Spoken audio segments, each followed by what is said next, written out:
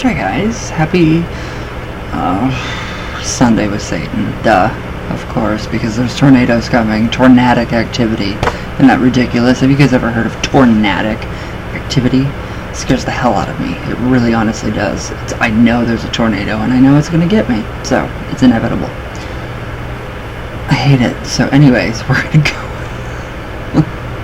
we're going to go on to lotions, which really should be potions and salves and, that, but it just rhymes, obviously. So, there's quite a bit of really good information in here, especially with, like, the witch's flying ointment and the stuff that, you would use back in the olden days to go to the Grand Sabbath, the witch's Sabbath. So, yeah, he says that this should really be entitled ointments or salves, but lotions rhymes with potions, so why not?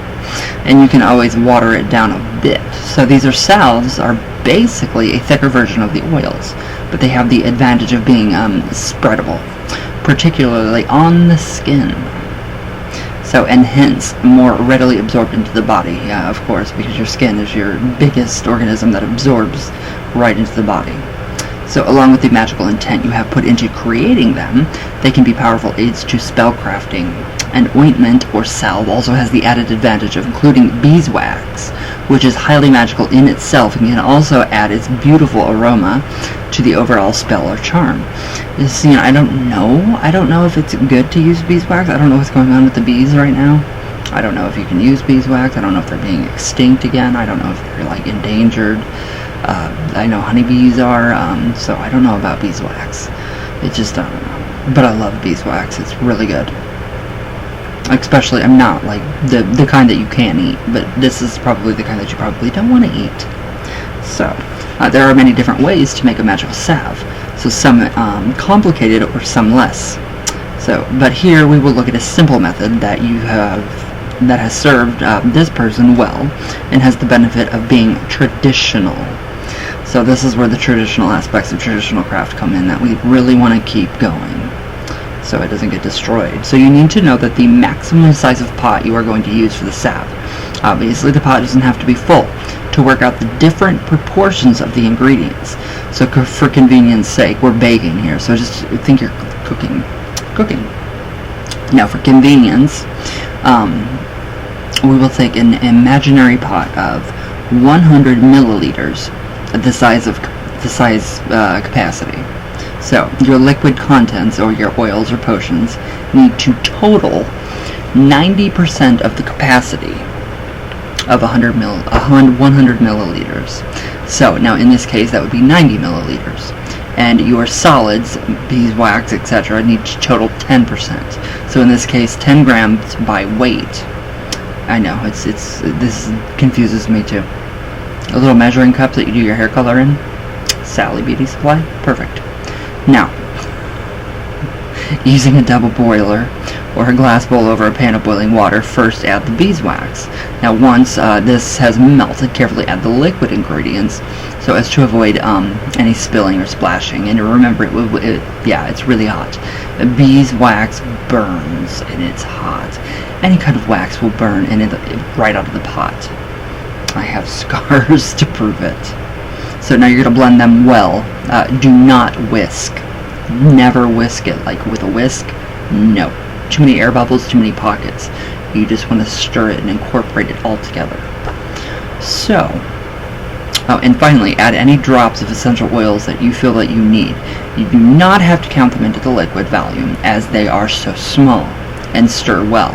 So yeah, you don't, they're too small and they add, one drop of, say, amber oil, you can go a long way, probably about an ounce. So now finally, carefully pour the liquid into the pot and leave it to cool, capping immediately. Now some crafters like to add the essential oils once the liquid is in the jar to minimize the risk of evaporating off the volatile oils they contain.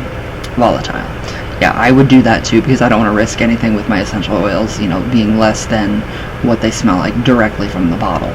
So I don't like anything that's, less than that. Like amber oil, I don't want that diluted, but you have to. Lily of the Valley, I don't want that diluted, but you have to. All of it. pennyroyal oil, which smells amazing. 1 drop to an ounce of your oil, your carrier oil. Okay, so, alright, now, and then shake to mix after capping. Now, the beeswax will cause the liquid to set as it cools, producing a smooth cream or salve. And it does too. It's really beautiful. It is a nice thing. Now, if it does not set to your satisfaction, simply reheat and add a bit more beeswax for a thicker salve, a bit more oil for a thinner one. I like thick salves, I really do, especially for like my hands. I love the hand cream, all of that. So this is basically, you know, your salve, your lotion making, literally. So it's actually really interesting. So that's the basis of how you are going to make it. Now, here's a recipe for divination salve. And yeah, so a lot of this has been left out because of the poisonous of the poison herbs. So yeah, a lot of herbs are poisonous and narcotic in nature, and you can get in a lot of trouble for using those kinds of herbs. So don't get yourself into trouble. Now, you want 10 grams of beeswax, pure beeswax, 30 milliliters of wormwood oil, 30 milliliters of valerian oil, and 30 milliliters of cinquefoil oil, which is 5-fingered grass. 3 drops of cinnamon pure essential oil. Now, melt the beeswax as detailed as above. Now add the herbal oils and blend them well. Add the essential oil and mix it gently and pour into your pot. Or pour into pot, then add the essential oil. Cap immediately and shake and leave till set. It will set and it will be beautiful.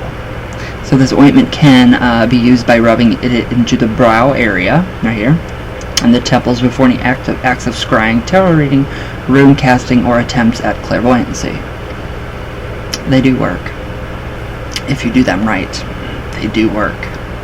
Alright, so, where'd I go? So when making an ointment that includes a simple or a potion, things are slightly more complicated because they are visually, they usually contain water or simples. Yeah, similars. So they will not mix with the beeswax or oils, but it will separate out. Now when adding them to the other liquids, you need to whisk them in briskly and continue to do this whilst pouring out into the pot. Now another example will help. So here's a recipe for a binding ointment, and I think a lot of you will really like this one. So you need 10 grams of pure beeswax. You need 45 milliliters of vervain oil, 45 milliliters of comfrey simple, and we already went over simples and everything, and I'll link them up in the video up here. And 2 drops of frankincense essential oil, pure essential oil. Now this is where it gets kind of complicated. So, all right, melt the beeswax as above and blend in the vervain oil. Add the comfrey simple, whisking strongly all the while, and continue for some moments. Continue beating whilst adding the liquid to the pot, and immediately add the frankincense. Cap straight away and shake forcefully to blend all the ingredients well, and leave it to set. So the salve can be smeared on anything that you do not wish to lose, or whatever is important to you. For instance, when lending something to someone, add a touch of the salve with a widespread charm, a whispered charm, to ensure its return. So if you know that you are going to use a simple or a potion for an ointment, when you are making it, it is better if you make a warm infusion in a pan and simmer it down until most of the liquid has evaporated. So basically trying to make a roux. Pretty much making a roux, like a stock. So you're evaporating all the water out of it. This is taking it to my mom's cooking. So, this then creates a very strong infusion, which is easier to beat into the ointment as it is contains a much less liquid. So we don't have as much water in it, all of it is evaporated. We basically have what's left over, so it's the good stuff, the most potent stuff. So of course, all of this beating, blending, and stirring gives you ample opportunity to add the magic into your preparations by intently whispered charms and chants as you stir. So yeah, all that energy, you can just imagine it and see it all going into your, salve, your ointment, whatever you're making. And it's beautiful. So a small note of caution at this point.